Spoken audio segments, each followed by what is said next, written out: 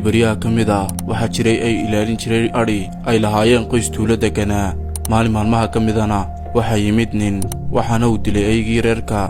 inamadii reerka ayaa u tegay aabbahood una sheegay waxa dhacay, waxaana uu ku yidhi aabbahood, dila ninka ayga dilay.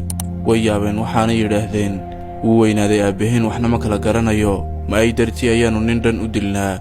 maalmo kadib tuug baa u soo dhacday xeradoodii, waxaanay dareersadeen xoolahoodii oo dhan. mar labaad ayaanay inamadii aabbahood ku soo yaaceen iyaga oo leh, aabba maxaannu samaynaa, waxaasaa dhacee. aabbahood mar kale ayuu ku celiyey, dila ninka ayga dilay. way fahmi waayeen inamadii iyaga oo leh, aabbaheen wuu asaasiqay, waxaannu ku leenahay tuug baa naxaday. isaguna waxa uu ka sheekaynayaa kii ayga dilay.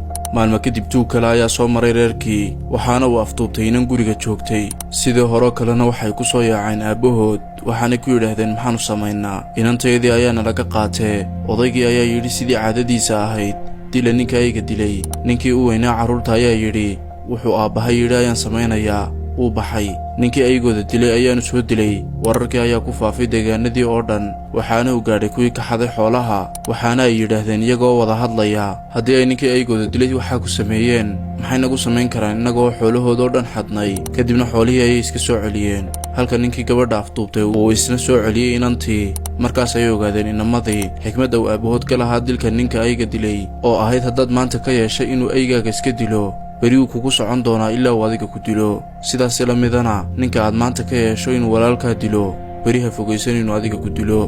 haddii aad doonaysid ciwaan iib ah ama aad iska iibinaysid ciwaan, nagala soo xidhiidh lambarka brofaylka saaran.